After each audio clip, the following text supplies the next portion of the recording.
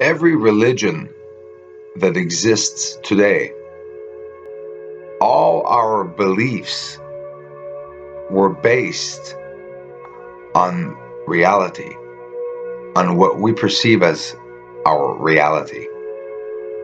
But what if that reality was presented to us in a lie? Would we go on for thousands of years living that lie?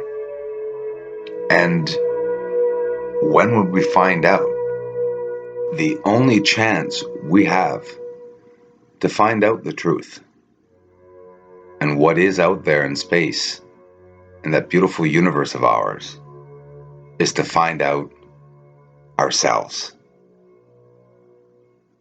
A first presentation, if you want, of the team and who was around getting these astronauts up into space.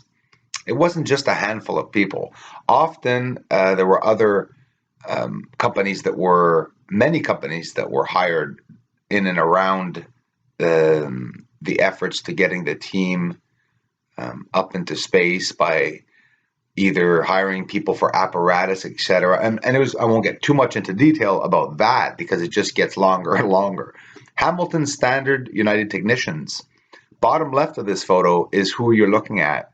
And one of the person on his knee kneeling down the bottom left is the person that has given me this photo. So before we get into any names and stuff, I'm just gonna mention that the Apollo 16 astronauts up at the back. You have John Young in this photo, Charlie Duke, Thomas Mattingly. The Apollo 17 astronauts, Harrison Schmitt, Ronald Evans, Eugene Cernan. Support crews, NASA technicians, and of course the Hamilton Standard United Technicians, bottom left, who were in charge of the apparatus that was in and on the Lunar Lander and the lander itself.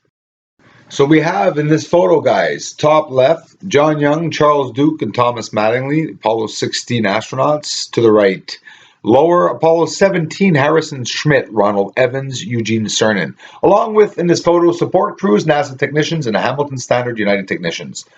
All the photos in this video, guys, are from NASA. Every single video, every single photo, except for that one photo of the entire astronaut's personal photo I have of them sitting on the lander. The rest is all courtesy from Creative Commons of NASA. I don't own any of this, and NASA definitely does not endorse me.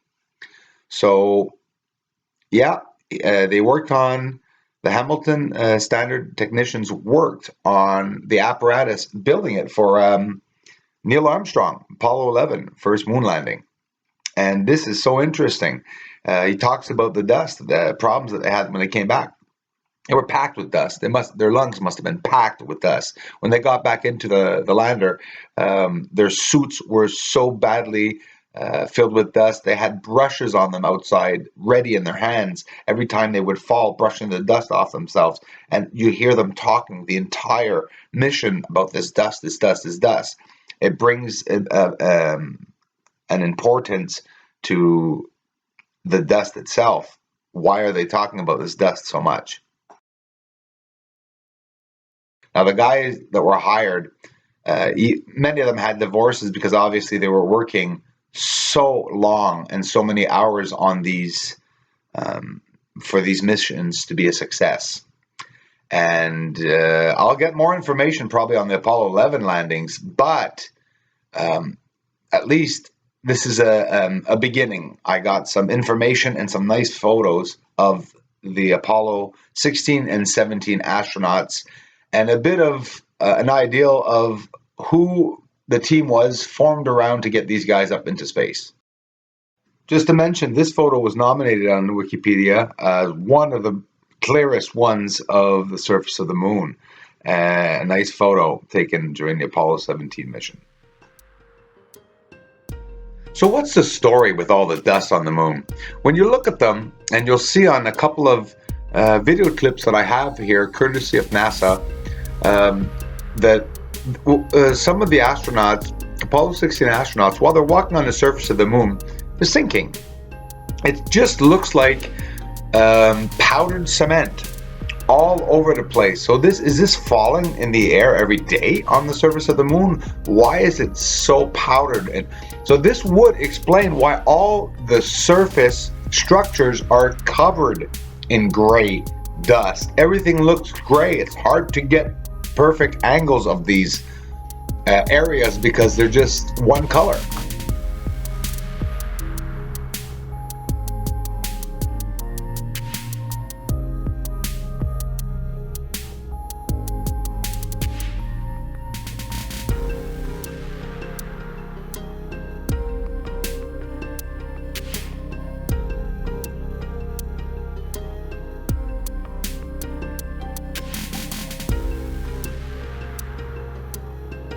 That's it. Lean into the wind. Boy, that flag is waving. No one's touching it. Now let's look at that again and look at the shadow of the person taking the video. We can see a person taking a video camera shot of the person with the flag, and yet the camera is not in that angle. It's another camera, so this must be the camera from the lander. But where's the backpack? It doesn't look like a very wide shadow, and his head doesn't look very wide, does it?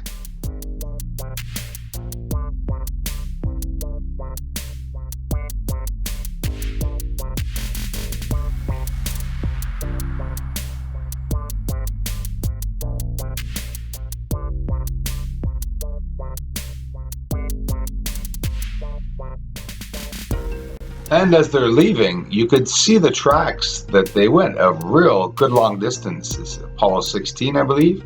And you can see them, the tracks go for many miles out. Now the live Apollo 16 1972 April landing that was televised, take a look at it. One of the astronauts takes a photo and then grabs the photo and blows on it through the neck of his suit. I don't understand why he has access to breathing through his suit. Okay, maybe I don't know what the suit looks like. I'm not inventing anything. I'm just telling you guys what I saw. He blew through the suit. And the temperature on the moon when Neil Armstrong landed was 30 degrees Celsius, guys. I hope you do know that. If it wasn't for the contamination on the surface of the moon, they could have been walking around in boxers. There would have been no problem. Boxers and a breathing tank. That's all they needed. If it wouldn't be for the contamination in argon and all that's on the moon that we don't know of yet, or that they're not telling us about. They blew through their suit on the photo. I don't understand that. They found purple rocks. They say, look, a purple rock. I found a purple rock. I told you there was purple rocks. How would he have known that there was purple rocks? How would he be able to tell the astronaut that there was purple rocks without having heard of it from Neil or another astronaut?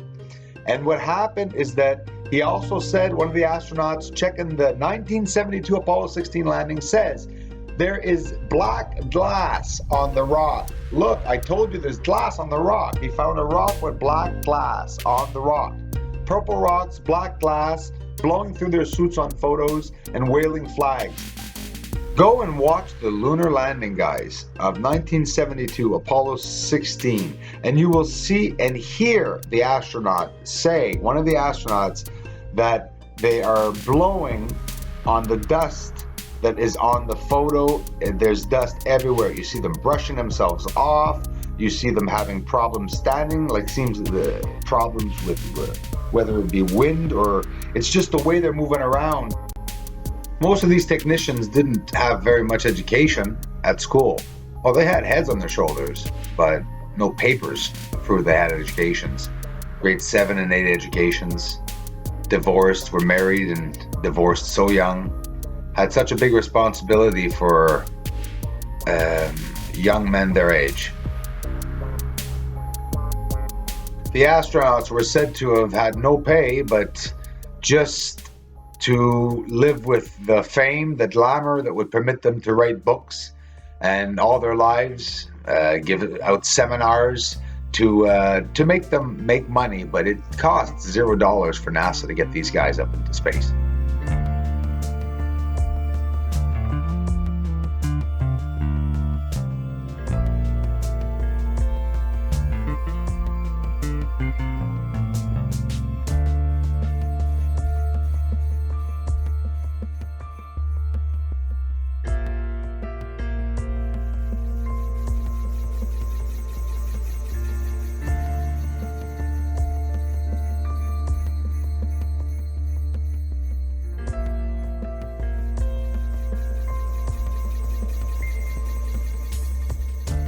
Kevin MacLeod, he's my man, did all the music in this video. I did only the intro music. Thanks, Kevin.